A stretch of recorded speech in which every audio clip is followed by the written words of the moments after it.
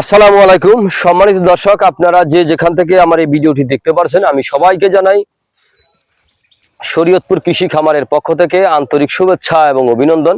তো আসলাম একটি ঘাস আপনাদেরকে দেখানোর জন্য।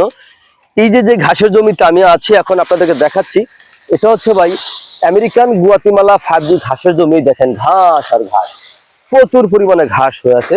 এটাই হচ্ছে অরিজিনাল আমেরিকান গুয়াতিমালা 5G ঘাস। এই ঘাসটা চাষ করতে হলে এই ঘাসের কি করতে হবে ভাই? এই ঘাসের কাটিং রোপণ করতে হবে, নচেত আপনার এই ঘাসের মোটা সহ চারা রোপণ করতে হবে। তো আমি বলবো আমার ভিডিওটি না টেনে আপনারা সম্পূর্ণরূপে দেখবেন, তাহলে দু একটি কথা বলবো, বুঝতে পারবেন।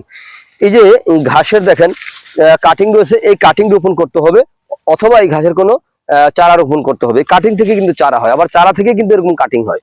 তো এই ঘাসটা আপনার যে কোনো মৌসুমে রোপণ করা যায়। এই ঘাসটা কিন্তু ক্যালসিয়াম রয়েছে, প্রচুর পরিমাণে ক্যালসিয়াম রয়েছে।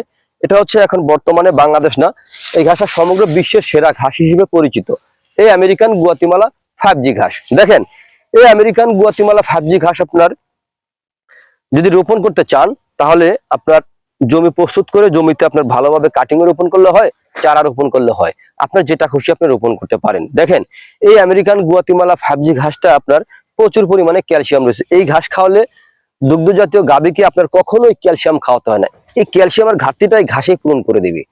তো আপনি যদি গরু ছাগলের খামার করতে চান, তাহলে অন্তত 2 থেকে 3টা জাতের ঘাস চাষ করবেন। যেই ঘাসটা আপনার চাষ করলে আপনার দেখা যায় খামারে খরচটা কমে যাবে। যেমন আপনার এই আমেরিকান গুয়াতিমালা 5G ঘাস, তারপরে রয়েছে ইন্দোনেশিয়ার স্মার্ট নেপিয়ার ঘাস, তারপর আরো একটি ঘাস রয়েছে যে ঘাসটা ডক্টর জহুরুল ইসলাম স্যারের হাত ধরে বাংলাদেশে এসেছিল, সেটার নাম হচ্ছে জারা 1 হাইব্রিড ঘাস। এই 3টা জাতের ঘাস চাষ করলে আপনার খামারে কখনো লস হবে না, কারণ ঘাসে খরচটা একেবারে কম, দানাদারে খরচ অনেক বেশি। তাই আমি বলবো আপনারা গরু অথবা ছাগলের খামার গড়ার পূর্বে এরকম জাতের গাছ চাষ করবেন, তাহলে আপনার খামারে সফলতা আসবে ইনশাআল্লাহ।